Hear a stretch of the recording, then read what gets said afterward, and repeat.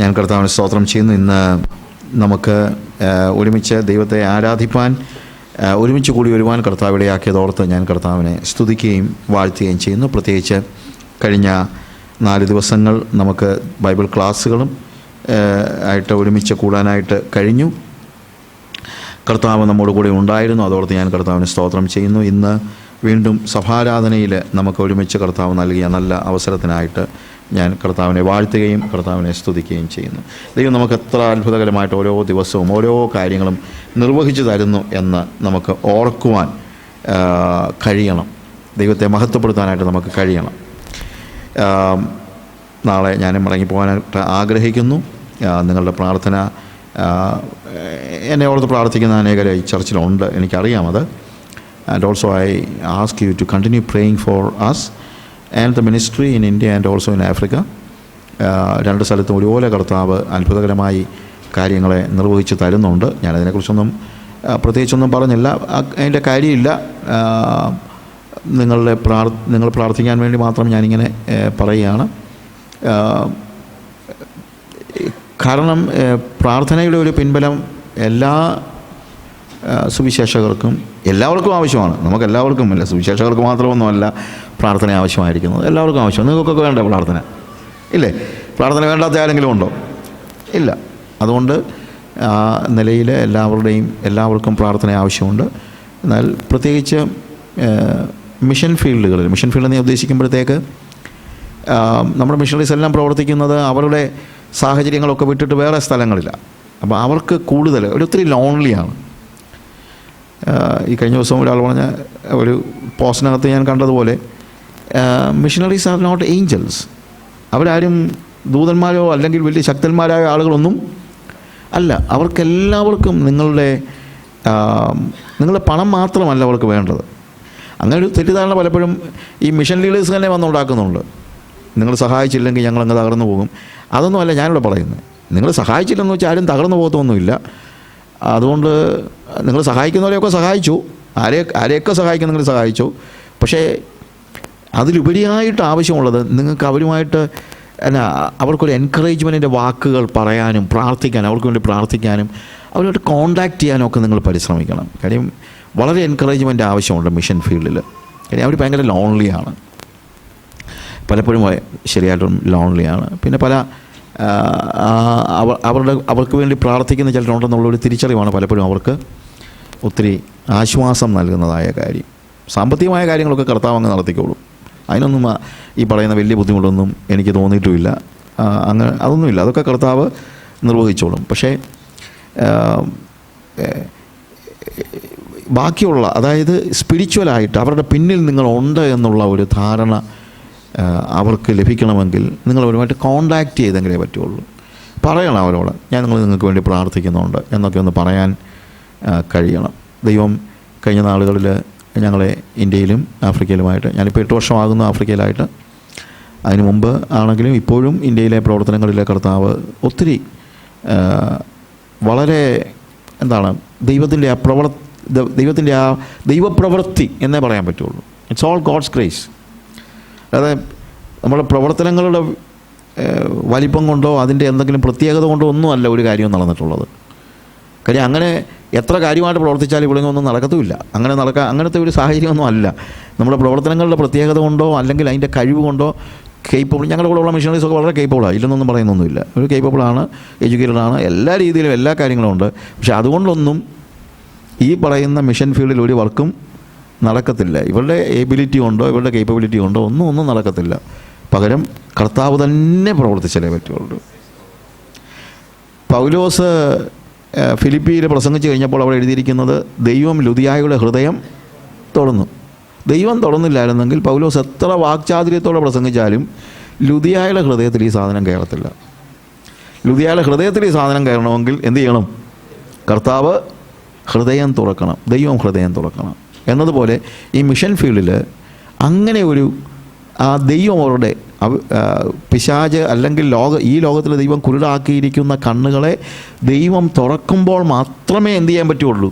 ഈ സുവിശേഷത്തിൻ്റെ വെളിച്ചം അവരിലേക്ക് പ്രവേശിക്കുകയുള്ളൂ. അതുകൊണ്ടാണ് വളരെ പ്രാർത്ഥന ഈ കാര്യങ്ങൾക്ക് ആവശ്യമായിരിക്കുന്നത്. ദൈവമായ കർത്താവ് ആ രീതിയിൽ നിങ്ങളെ സഹായിക്കട്ടെ. യോഹന്നാൻ്റെ സുവിശേഷം 1-ാം അധ്യായം അതിൻ്റെ 12-ാമത്തെ വാക്യം നമുക്കെല്ലാവർക്കും അറിയാവുന്ന ഒരു വാക്യമാണ്. അവനെ കൈക്കൊണ്ട് അവൻ്റെ നാമത്തിൽ വിശ്വസിക്കുന്ന ഏവർക്കും ദൈവമക്കൾ ആകുവാൻ അവൻ അധികാരം കൊടുത്തു. But to all who received him, who believed in his name, he gave power to become children of God.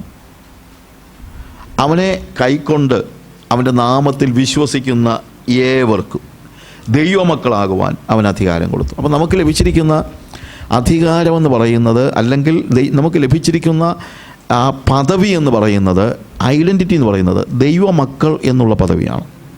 V are children of God. കഴിഞ്ഞ ബൈബിൾ ക്ലാസ്സുകളിലെല്ലാം നമ്മൾ പറഞ്ഞൊരു കാര്യമുണ്ട്, God is our father and we are his children. ആ ഒരു തിരിച്ചറിവ്, ആ ഒരു ബോധ്യം വളരെ അത്യന്താപേക്ഷിതമായ, അതാണ് വാസ്തവത്തിൽ ഏറ്റവും വലിയ ഐഡൻറ്റിറ്റി. വാസ്തവത്തിൽ യേശുവിലേക്ക് വന്നതുകൊണ്ട് നമുക്ക് ലഭിച്ച കാര്യങ്ങൾ, എല്ലാവരും പനി പോയ കാര്യവും ചുമ പോയ കാര്യമൊക്കെ ആയിരിക്കും പലപ്പോഴും പറയുന്നത്, അല്ലെങ്കിൽ ഹാർട്ട് അറ്റാക്ക് വന്നങ്ങ്, അല്ലെങ്കിൽ അതും ആയിക്കോട്ടെ, എന്തും ആയിക്കോട്ടെ, അതൊക്കെ കർത്താവ് ചെയ്യുന്നതാണ്, അല്ലെന്നല്ല. പക്ഷേ ദൈവത്തിങ്കിലേക്ക് വന്ന ഒരു വ്യക്തിക്ക് ലഭിക്കുന്ന ഏറ്റവും, എൻ്റെ കാര്യത്തിൽ എന്നെ കർത്താവ് സൗഖ്യമാക്കിയിട്ടുണ്ട്, അതൊക്കെ ശരിയാണ്. കർത്താവ് എനിക്ക് വേണ്ടതെല്ലാം തരുന്നുണ്ട്, തന്നിട്ടുമുണ്ട്, തരുന്നുമുണ്ട്. അതിനി പോയാലും പ്രശ്നമൊന്നുമില്ല, പോയിട്ടുമുണ്ട്. അല്ലാതെ ഞാൻ കർത്താവിനെ അറിഞ്ഞു വന്നപ്പോഴുണ്ടായിരുന്ന സ്വത്തിൻ്റെ ഒരു ചെറിയ ശതമാനം പോലും എൻ്റെ കയ്യിൽ ഇപ്പോൾ ഇല്ല. സാധാരണ ആൾക്കാർക്ക് തിരിച്ചായിരിക്കും സാക്ഷ്യമുള്ളത്, പക്ഷേ എൻ്റെ സാക്ഷ്യം ഇതാണ്. പക്ഷേ അന്ന് ഇച്ചിരി കൂടുതലുണ്ടായിരുന്നു, അതുകൊണ്ട് അതെല്ലാം പോയി കഴിഞ്ഞപ്പം എനിക്കൊരു സ്വസ്ഥതയായി, അത്രയേ ഉള്ളൂ. അല്ലാതെ അതിനകത്ത് എനിക്കൊരു സങ്കടവും ഇല്ല. എനിക്കിത് കൂടുതൽ വേണ്ടാതാനും. ഞാൻ I am satisfied with what I have. ഇത്രയും വേണ്ട, ഇത് തന്നെ വേണ്ട, ഇത് തന്നെ ആവശ്യമില്ലാന്ന് എൻ്റെ ചിന്ത.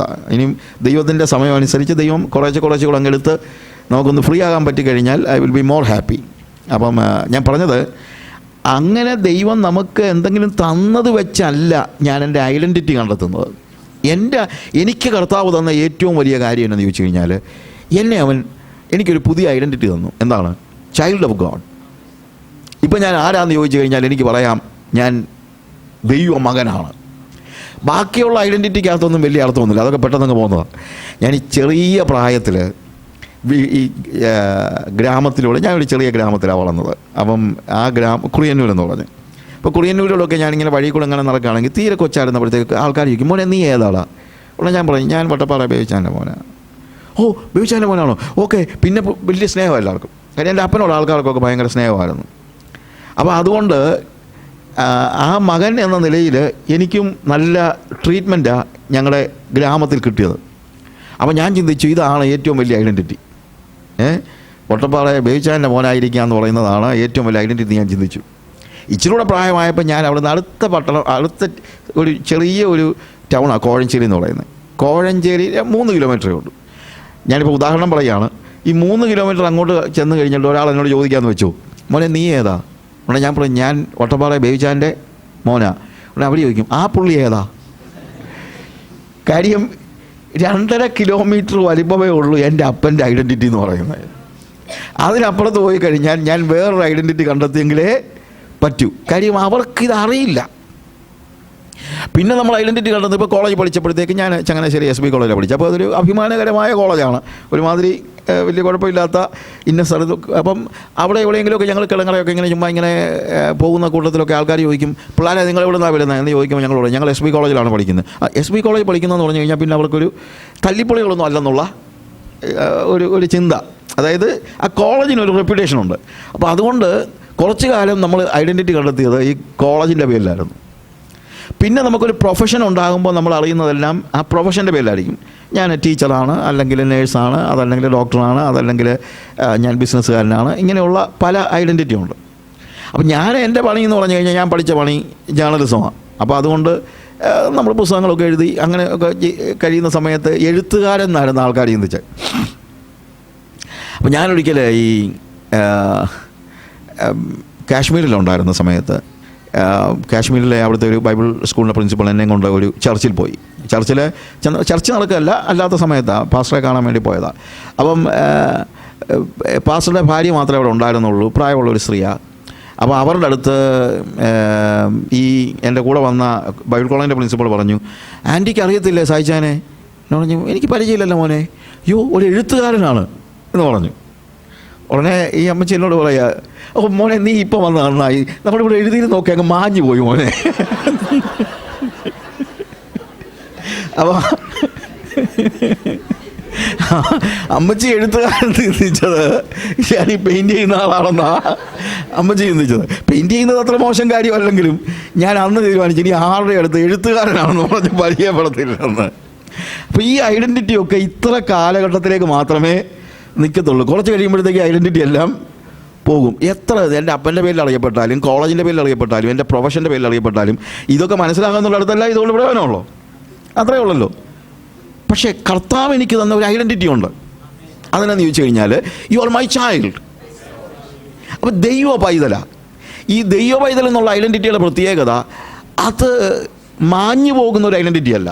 കുറിയന്നൂരിലും ഞാൻ ദൈവ പൈതലാണ്, ഇപ്പോൾ ദോഹ വന്നപ്പോൾ ദോഹയിലും ദൈവ പൈതലാണ്, ആഫ്രിക്കയിൽ ചെന്നാൽ ആഫ്രിക്കയിലും ദൈവ പൈതല, ദമോയി മധ്യപ്രദേശിൽ ചെന്നാൽ മധ്യപ്രദേശിലും ദൈവ പൈതല, ഇനി മരിച്ചങ്ങ് സ്വർഗത്തിൽ ചെന്നാൽ അന്നേരവും ഞാൻ ആര് തന്നെയാണ്, ദൈവ പൈതല. ഇത്രയും വലിയൊരു ഐഡൻറ്റിറ്റി എന്ന് പറഞ്ഞു കഴിഞ്ഞാൽ കൊച്ചു കാര്യമാണ് അല്ലേ? That something big. അങ്ങനെ ഒരു ഐഡൻറ്റിറ്റി കർത്താവ് എനിക്ക് നൽകിയിരിക്കുന്നു. ഈ ഐഡൻറ്റിറ്റി എന്ന് പറഞ്ഞു കഴിഞ്ഞാൽ എൻ്റെ ബോധ്യമാണ്, ഞാൻ ആരാണെന്നുള്ള എൻ്റെ ബോധ്യത്തിൽ നിന്നാണ് ഒരു ഐഡൻറ്റിറ്റി ഉണ്ടാകുന്നത്, അല്ലാതെ വേറെ ഒന്നുമല്ല. എൻ്റെ ഐഡൻറ്റിറ്റി ഞാൻ കണ്ടെത്തിയിരിക്കുന്നത്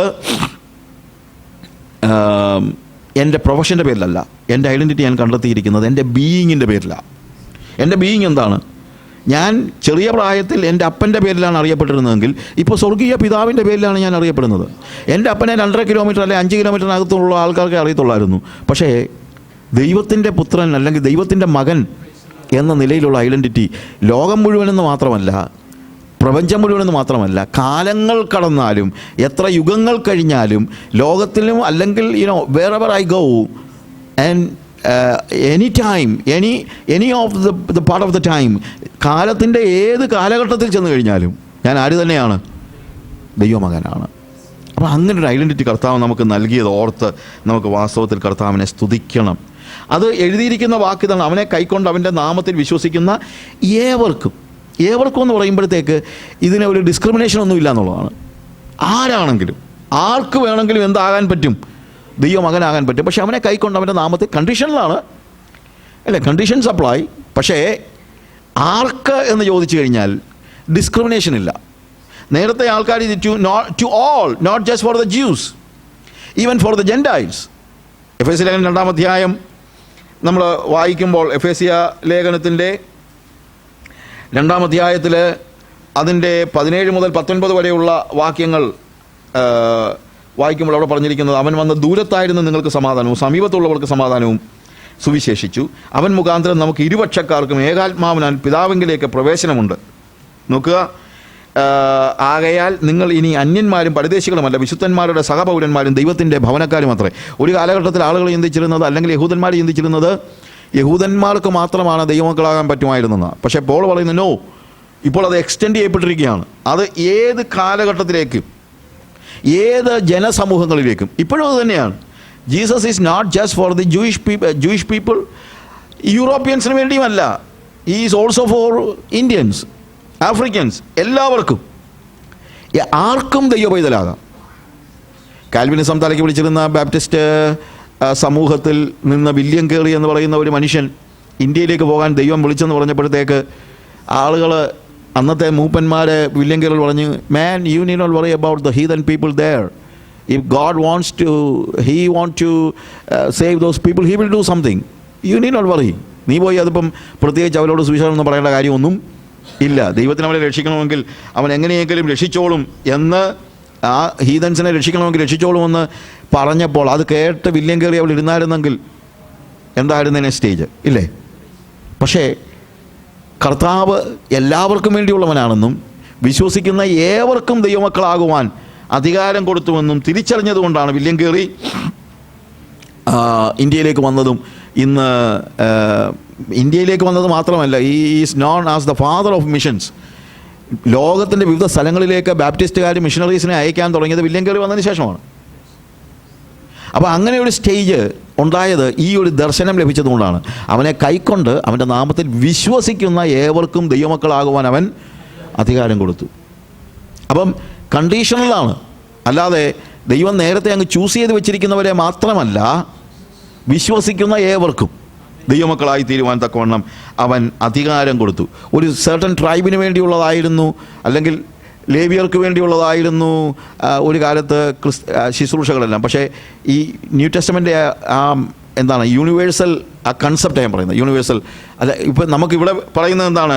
പത്രോസിൻ്റെ ലേഖനം 1-ാം അധ്യായം 2-ാം അധ്യായത്തിന് 9-ാം വാക്യം വരുമ്പോഴത്തേക്ക് നമ്മളെല്ലാവരും ഒരു റോയൽ പ്രീസ്റ്റ്ഹുഡാണെന്നാണ് പറയുന്നത്.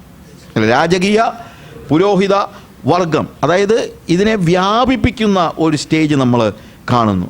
അങ്ങനെ എല്ലാവരും, പീപ്പിൾ ഫ്രം എവറി ട്രൈബ്, നമ്മൾ റെവലേഷൻ വായിക്കുമ്പോഴത്തേക്ക് അവിടെ സ്വർഗത്തിൽ ചെല്ലുന്ന ആളുകളെക്കുറിച്ച് 5-ാം അധ്യായത്തിൻ്റെ റെവലേഷൻ 5-ാം അധ്യായത്തിൻ്റെ അതിൻ്റെ 9-ാമത്തെ വാക്യം വായിക്കുമ്പോൾ 5:9 പുസ്തകം വാങ്ങുവാനും അതിൻ്റെ മുദ്ര പൊട്ടിപ്പാനും നീ യോഗ്യൻ, നീ അറുക്കപ്പെട്ടു നിൻ്റെ രക്തം കൊണ്ട് സർവ്വഗോത്രത്തിലും ഭാഷയിലും വംശത്തിലും ജാതിയിലും നിന്നുള്ളവരെ ദൈവത്തിനായി വിലയ്ക്ക് വാങ്ങി. എല്ലാ ട്രൈബിലും, every tribe and every tongue, ഇല്ലേ? നമ്മൾ റോൺ കനലിയുടെ പാട്ടിനകത്താണെങ്കിലും പറയുന്ന വാക്കതാണ്, every tongue in heaven and earth shall declare your glory, ഇല്ലേ? പിള്ളേർക്കൊക്കെ അറിയാവുന്നതുകൊണ്ട് ഞാനങ്ങ് പറഞ്ഞുള്ളതേ ഉള്ളൂ.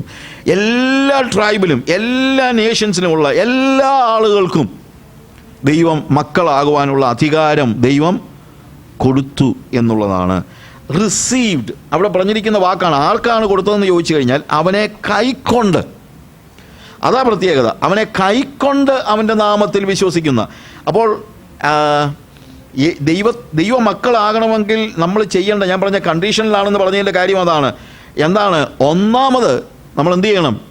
അവനെ കൈക്കൊള്ളണം, നമ്മുടെ ഉള്ളിലേക്ക് പ്രവേശിക്കണം. യേശു നമ്മുടെ ഉള്ളിലേക്ക് വരണം, ക്രൈസ്റ്റ് നമ്മുടെ ഉള്ളിലാകണം. ഞാൻ ചിലപ്പോൾ പറയുന്ന ഒരു കാര്യമുണ്ട്, ഹൂ ഈസ് എ ക്രിസ്ത്യൻ എന്ന് ചോദിച്ചാൽ ഒറ്റ ഉത്തരമേ ഉള്ളൂ, those who have Christ in is a Christian. Christ in ആണ് ക്രിസ്ത്യൻ. പള്ളി പോയതുകൊണ്ടില്ല, അവൻ ചർച്ചിയനേ ആകത്തുള്ളൂ, ക്രിസ്ത്യൻ ആകത്തില്ല. ക്രിസ്ത്യൻ ആകണമെങ്കിൽ ക്രൈസ്റ്റ് ഉള്ളിൽ ചെല്ലണം, അവൻ മാത്രമാണ് ക്രിസ്ത്യൻ ആകുന്നത്. He is becoming a Christian, it's not a churchian. അവൻ പള്ളി പോകുന്നുണ്ടായിരിക്കും, പള്ളി പോകുന്നത് തെറ്റാണെന്നല്ല, പക്ഷേ പള്ളി പോയതുകൊണ്ട് മാത്രം ഒരാൾ എന്ത് ചെയ്യുന്നില്ല? ക്രിസ്ത്യൻ ആകുന്നില്ല. ഞാനൊരു ഉദാഹരണമായിട്ട് ഒരു സ്റ്റോറി സാധാരണ ഞാൻ എഴുതിയിട്ടുണ്ട് അതിനെക്കുറിച്ച്,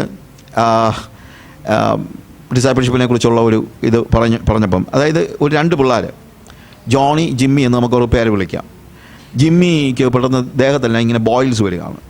അങ്ങനെ ബോയിൽസ് വന്നു കഴിഞ്ഞപ്പോഴത്തേക്ക് അങ്ങ് പൊള്ളി, അങ്ങ് എന്താണ്, ഒത്തിരി പരുക്കൾ പോലെ അങ്ങ് ദേഹം മുഴുവൻ ഇങ്ങനെ വന്നു. എന്താണെന്നൊരു പിടിയില്ല. അപ്പോൾ അവൻ്റെ കൂട്ടുകാരൻ ജോണി വന്നിട്ട് ഇവനോട് ചോദിച്ചു, എടാ നീ ഇത്രയും ഇങ്ങനെ അസുഖമായി, നീ ഹോസ്പിറ്റലിൽ പോയില്ലേ? എന്നോട് പറഞ്ഞു, ഇല്ല ഹോസ്പിറ്റലിൽ പോയില്ല. എടാ ഹോസ്പിറ്റലിൽ പോവും, നിനക്ക് അസുഖം ഭേദമാകണ്ടേ, അതുകൊണ്ട് നീ എന്ത് ചെയ്യണം? അസുഖം ഭേദമാണ്, എവിടെ പോകണം? ഹോസ്പിറ്റലിൽ പോകണം. അപ്പോൾ അത് കേട്ട് ജിമ്മി ചിന്തിച്ച് എന്നാൽ പിന്നെ ഹോസ്പിറ്റലിൽ പോയേക്കാമെന്ന് വെച്ച് പിറ്റേ ദിവസം ഹോസ്പിറ്റലിൽ പോയി. അന്ന് വൈകുന്നേരം ജോണി വന്നിട്ട് ഇവനോട് ചോദിച്ചു, എടാ നീ ഇന്ന് ഹോസ്പിറ്റലിൽ പോയോ? എന്നെ പറഞ്ഞു പോയി. എന്നിട്ട് ഡോക്ടർ എന്നെ പറഞ്ഞു, അത് ഞാൻ ഡോക്ടറെ ഒന്നും കണ്ടില്ല, നീ എന്നോട് പറഞ്ഞത് ഹോസ്പിറ്റലിൽ പോകാനല്ലേ. ഞാൻ ഹോസ്പിറ്റലിൽ പോയിട്ട് പോന്നു. ഹോസ്പിറ്റലിൽ പോയിട്ട് ഞാനിങ്ങനെ പോന്നു. കാര്യം എന്നോട് നീ എന്താ പറഞ്ഞുള്ളൂ? ഹോസ്പിറ്റലിൽ പോകണമെന്ന്. ഹോസ്പിറ്റലിൽ പോയതുകൊണ്ടെങ്കിൽ, ഹോസ്പിറ്റലിൽ പോയി എന്നുള്ള ഒറ്റ കാരണം കൊണ്ട് രോഗം ഭേദമാകുമോ? ഇല്ല. എന്ന് പറഞ്ഞതുപോലെ ഉള്ളൂ പള്ളിയിൽ പോയാലും ഹോളിൽ പോയാലും. പള്ളിയിൽ പോയതുകൊണ്ട് ആരും ക്രിസ്ത്യാനിയാകത്തില്ല, സഭാഹോളി വന്നതുകൊണ്ടും ആരും ക്രിസ്ത്യാനിയാകത്തില്ല. നമുക്കൊരു ചിന്തയുണ്ട്, പള്ളിയിൽ പോയാൽ ക്രിസ്ത്യാനിയാകത്തില്ല, പക്ഷേ സഭാഹോളി വരുമ്പോഴത്തേക്കും ക്രിസ്ത്യാനിയാകുന്നു. അങ്ങനെയൊന്നുമില്ല. 2 സ്ഥലം ഒരുപോലെ ഉള്ളൂ, സ്ഥലമല്ല വ്യത്യാസം ഉണ്ടാക്കുന്നത്. അങ്ങനെയുള്ള അല്ലെങ്കിൽ ആ ഒരു അവസ്ഥ കൊണ്ട് മാത്രം നമ്മുടെ രോഗമൊന്നും മാറത്തില്ല എന്നുള്ളത് നമ്മൾ മനസ്സിലാക്കണം. എന്നാൽ പിറ്റേ ദിവസം ഇവൻ പറഞ്ഞു, നോ നീ ഒരു കാര്യം ചെയ്യണം, നീ ഡോക്ടറെ കാണണം. അതുകൊണ്ട് ഇത് പറഞ്ഞതുകൊണ്ട് പിറ്റേ ദിവസം അവൻ പോയി. ഞാനിങ്ങനെ പെട്ടെന്ന് കഥ പറയുകയാണ്. പിറ്റേ ദിവസം അവൻ പോയി ഡോക്ടറെ കണ്ടു കഴിഞ്ഞ് തിരിച്ചു വന്നു. ജോണി ചോദിച്ചു, നീ ഹോസ്പിറ്റലിൽ പോയോ? അവൻ പറഞ്ഞു പോയി. നീ ഡോക്ടറെ കണ്ടു എന്ന് ഡോക്ടറിൻ്റെ പറഞ്ഞു. ഡോക്ടറിനെ പറഞ്ഞു ഇത് ഒരു പ്രത്യേക വൈറസാണ്, അതാണ് നിൻ്റെ ഈ അസുഖത്തിന് മുഴുവൻ കാരണം. ഈ വൈറസിൻ്റെ പേര്, ഞാനിട്ട പേരാ, ഈ വൈറസിൻ്റെ പേര് സിനോള എന്നാണ്. എബോള അല്ല, സിനോള. സിന്നോള ആണ് ഈ വൈറസ്. ഇത് നിൻ്റെ ദേഹത്ത് വന്നതുകൊണ്ടാണ്, നിൻ്റെ ഉള്ളിൽ കറക്കുന്നത് കൊണ്ടാണ് നിനക്ക് ഈ പ്രോബ്ലം എല്ലാം ഉണ്ടാകുന്നത്. മനുഷ്യവർഗത്തിൻ്റെ സകല പ്രശ്നങ്ങളും എന്താണ്? സിന്നാണ്, സിന്നോള. എന്നിട്ട് ഡോക്ടർ എന്ത് പറഞ്ഞു? ഡോക്ടർ പറഞ്ഞു, എന്നാൽ ഈ വൈറസിനെ പറ്റിയ ഒരു മെഡിസിൻ കണ്ടുപിടിച്ചിട്ടുണ്ട്, അതുകൊണ്ട് നിനക്ക് രക്ഷപ്പെടാൻ ഒരു പ്രശ്നമില്ല, ഞാനിത് പ്രിസ്ക്രൈബ് ചെയ്ത് തരാമെന്ന് പറഞ്ഞ് എനിക്ക് ഡോക്ടർ അത് പ്രിസ്ക്രൈബ് ചെയ്ത് തന്നു. അപ്പോൾ എന്താ മെഡിസിൻ്റെ പേര്? ക്രോസോക്സിലിൻ എന്നാണ് മെഡിസിൻ്റെ പേര്. ക്രോസ് മാത്രമേ ഉള്ളൂ സിനിന് പരിഹാരമായിട്ടുള്ളത്, അല്ലേ? ക്രോസോക്സിലിൻ. എന്നിട്ട് പറഞ്ഞു, എന്നിട്ട് നീ മരുന്ന് എന്ത് ചെയ്യേ? അത് ഞാൻ മരുന്നൊന്നും വാങ്ങിച്ചില്ല, ഞാൻ പ്രിസ്ക്രിപ്ഷൻ കൊണ്ട് വന്നിട്ടുണ്ടെന്ന് പറഞ്ഞു. പ്രിസ്ക്രിപ്ഷൻ കൊണ്ട് എന്താ കാര്യം? ഞാൻ ഈ പ്രിസ്ക്രിപ്ഷൻ ഇരുന്ന് വായിക്കുക. ഇത്ര നേരം ഞാൻ പ്രിസ്ക്രിപ്ഷൻ വായിച്ചുകൊണ്ടിരിക്കുകയായിരുന്നു, അത് തന്നെ ഇങ്ങനെ പിന്നെ ഞാൻ വായിച്ചുകൊണ്ടിരിക്കുകയായിരുന്നു എന്നത് പറഞ്ഞ പോലെ ചിലപ്പോൾ ആളുകൾ പറയാറുണ്ട്, ഞാൻ വല്ലപ്പോഴൊക്കെ വേദോസമൊക്കെ വായിക്കാറുണ്ട്, പള്ളിയിൽ പോവുകയും ചെയ്യുന്നുണ്ട്, എന്ത് ചെയ്യുന്നുണ്ട്? വേദോസം വായിക്കുന്നുണ്ട്. വേദോസം വായിക്കുന്നത് തെറ്റല്ലെങ്കിലും നല്ല കാര്യമാണെങ്കിലും വേദോസം വായിച്ചതുകൊണ്ട് മാത്രം ഒരാൾ എന്താകത്തില്ല? ക്രിസ്ത്യാനിയാകത്തില്ല. അവൻ്റെ പാപത്തിൻ്റെ വൈറസ് പോകത്തില്ല. ഉടനെ ഇവൻ പറഞ്ഞു, മോനെ അതുകൊണ്ട് മാത്രം കാര്യമില്ല, നീ ഈ പ്രിസ്ക്രിപ്ഷൻ ഇരുന്ന് വായിച്ചത് കൊണ്ട് മാത്രം കാര്യം ഉണ്ടാകുന്നില്ല, നീ എന്ത് ചെയ്യണം? നീ ഇത് പോയി ഫാർമസി പോയി മരുന്ന് വാങ്ങിക്കണം, അല്ലാതെ മരുന്ന് കയ്യിലില്ലാതെ പ്രിസ്ക്രിപ്ഷൻ കൊണ്ട് വല്ലതും കാര്യമുണ്ടോ? അപ്പോൾ അതുകൊണ്ട് മരുന്ന് വാങ്ങിക്കണം. അപ്പോൾ പിറ്റേ ദിവസം അവൻ ഫാർമസി പോയി മരുന്ന് വാങ്ങിച്ചുകൊണ്ട് വന്നു. വാങ്ങിച്ചുകൊണ്ട് വന്നു കഴിഞ്ഞപ്പോഴത്തേക്ക് ജോണി ചോദിച്ചു, മരുന്ന് വാങ്ങിച്ചു? എന്നിട്ട് എന്ത് ചെയ്യും? അതെൻ്റെ ഇരിപ്പുണ്ട്, അത് കഴിക്കണ്ടേ? ഓ ഇല്ല, കഴിച്ചില്ലെങ്കിലും പ്രശ്നമില്ല, എൻ്റെ കാര്യം എനിക്കിത് പൂർണ്ണമായും വിശ്വാസമുണ്ട്. എന്ത്? ഈ മെഡിസിൻ എൻ്റെ സിനോള വൈറസിന് എതിരായിട്ടുള്ള മെഡിസിനാണെന്നും ഈ ക്രോസോക്സിലിൻ തീർച്ചയായും എൻ്റെ സിനോള വൈറസിനെ പുറത്താക്കുമെന്നും എല്ലാം എനിക്ക് ഭയങ്കര വിശ്വാസമുണ്ട്, ഞാൻ പൂർണ്ണമായിട്ട് വിശ്വസിക്കുന്നു. അങ്ങനെ എത്രയോ ആളുകളുണ്ട് യേശു ക്രിസ്തു കാൽവറി ക്രൂശിൽ മനുഷ്യവർഗത്തിൻ്റെ പാപത്തിന് പരിഹാരമായിട്ട് മരിച്ചെന്ന് വിശ്വസിക്കുന്നവരുണ്ട്, ഇല്ലേ? അങ്ങനെയുള്ള ഒരു കോമൺ ആയിട്ടുള്ള ഒരു ഇൻ്റലക്ച്വൽ ഫെയ്ത്ത് കൊണ്ട് ഒരാൾ എന്താകത്തില്ല? ക്രിസ്ത്യാനിയാകത്തില്ല. ഇൻ്റലക്ച്വൽ ഫെയ്ത്ത് ഉണ്ട്, പക്ഷേ യേശു അകത്ത് പോയിട്ടില്ല. എന്താണ്? ഇൻ്റലക്ച്വൽ ഫെയ്ത്ത് ഉണ്ട്. ഉടനെ ഇവൻ പറഞ്ഞു, അത് പറ്റത്തില്ല, നീ ഇത് കഴിക്കണം. ഓ ഇല്ല, ഇന്നലെ രാത്രി ഈ മരുന്ന് വച്ച് ഞാനൊരു പാട്ടും ഉണ്ടാക്കി, ആ പാട്ട് ഞാൻ പാടിക്കൊണ്ടിരിക്കുകയാണ് എന്ന് പറഞ്ഞു. എന്ന് പറഞ്ഞാൽ അവൻ what a friend we have in ജീസസിൻ്റെ പേരിൽ what a wonderful antibiotic all my sin all a virus will go എന്ന് പറഞ്ഞവൻ പാട്ടുമൊക്കെ പാടി. അങ്ങനെ ഇത് കണ്ടുകൊണ്ട് പാട്ട് പാടിക്കൊണ്ടിരുന്ന് കഴിഞ്ഞാൽ ഇവൻ്റെ രോഗം മാറുമോ? ഇല്ല. ഇതെന്ത് ചെയ്താലേ പറ്റുള്ളൂ? അകത്ത് ചെന്നേലേ പറ്റുള്ളൂ, ഇല്ലേ? ഇതുപോലെ നമ്മളെയൊക്കെ ചിന്ത, നമ്മൾ സഭായോഗത്തിന് വന്നൊരു പാട്ട് പാടിയോ അല്ല കൈകൊട്ടി പാടിയാൽ ഉടനെ നമ്മളങ്ങ് എല്ലാം രക്ഷപ്പെടുമെന്നാണ്. അങ്ങനെയൊന്നുമില്ല. അങ്ങനെ വന്നിട്ട് രക്ഷപ്പെടാത്ത ഒത്തിരി പേര് നമ്മുടെ സഭയിലുമുണ്ട്. അത് നിങ്ങൾ മനസ്സിലാക്കണം. അങ്ങനെ പാട്ട് പാടിക്കൊണ്ടിരുന്നതുകൊണ്ട് മാത്രം, പാട്ട് പാടുന്നത് തെറ്റല്ല, പക്ഷെ പാട്ട് പാടിക്കൊണ്ടിരുന്നതുകൊണ്ട് മാത്രം എന്ത് ചെയ്യുന്നില്ല? നമ്മുടെ വൈറസ് പോകത്തില്ല. വൈറസ് പോകണമെങ്കിൽ എന്ത് വേണം? അകത്ത് ചെല്ലണം. ഇവൻ നിർബന്ധിച്ച് ജോണിയെ കൊണ്ട് ഇത് കഴിപ്പിച്ചു കഴിഞ്ഞപ്പോൾ എന്താ സംഭവിക്കുന്നത്? ഇവൻ്റെ ഉള്ളിലേക്ക് ഈ ആൻറ്റിബയോട്ടിക് ചെന്നപ്പോൾ അവൻ്റെ ഉള്ളിലുള്ള വൈറസ് എല്ലാം പുറത്തു ചാടി. അതുപോലെ ക്രൈസ്റ്റ് ഉള്ളിലേക്ക് ചെല്ലുമ്പോഴത്തേക്ക് നമ്മുടെ സിൻ വൈറസസ് എല്ലാം എന്ത് ചെയ്യാൻ പോകുകയാണ്? പുറത്തു പോകുകയാണ്. You understand what I say?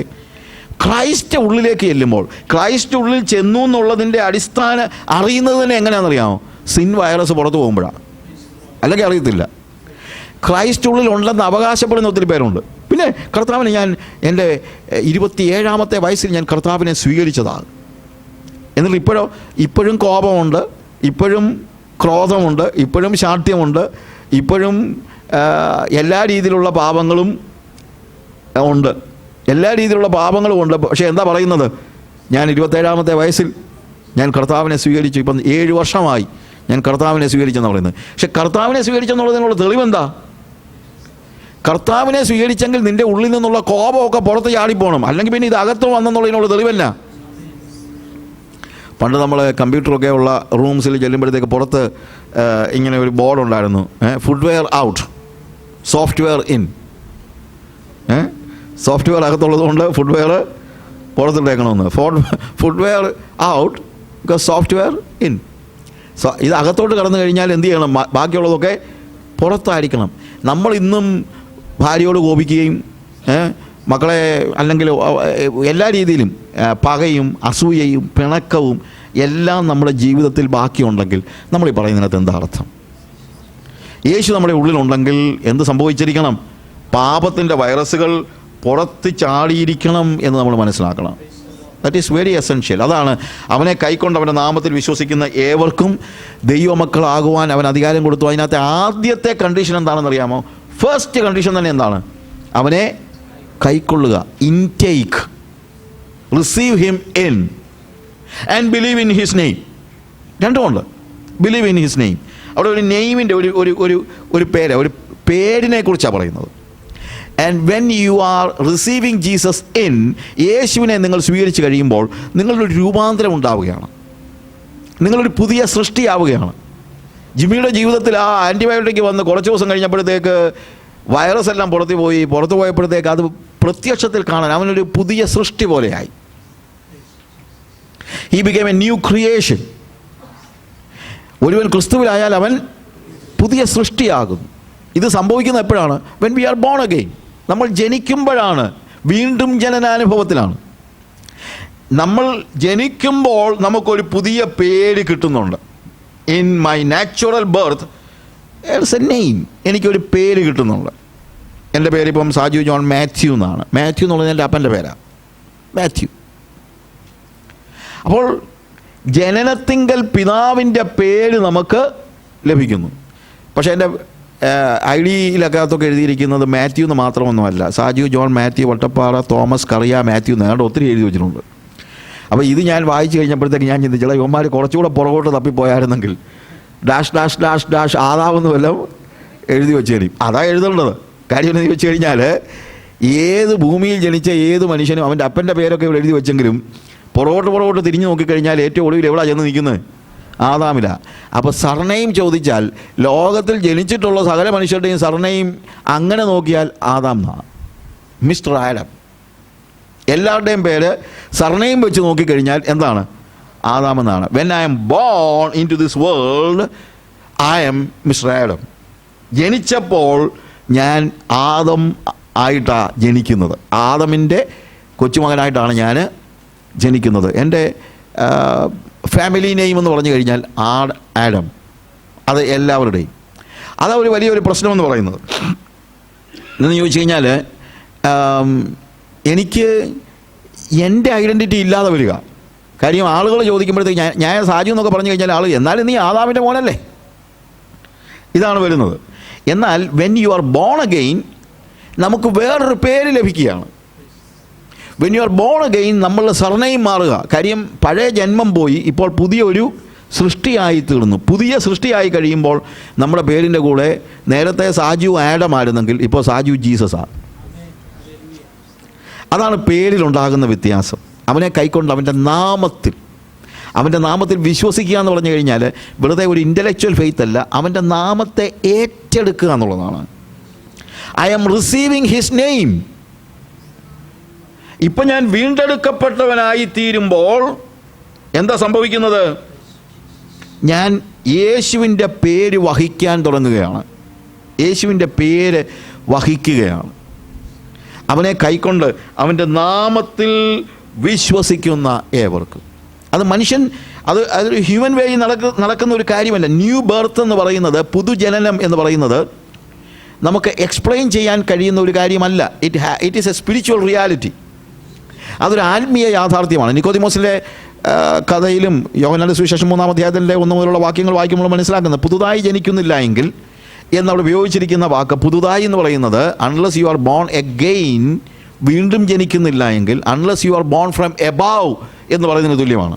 Unless you are bone above, ഉയരത്തിൽ നിന്ന് ജനിക്കുന്നില്ലെങ്കിൽ ദൈവരാജ്യം കാണുവാൻ നിനക്ക് കഴിയുകയില്ല.